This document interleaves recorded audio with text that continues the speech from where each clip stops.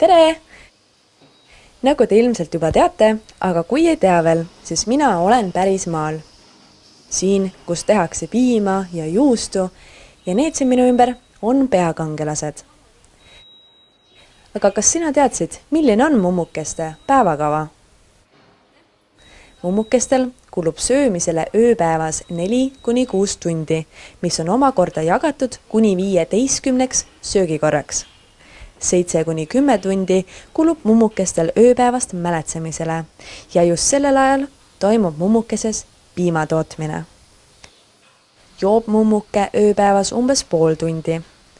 Nad on jutukad prouad, kes omavahel suhtlevad 2–3 tundi.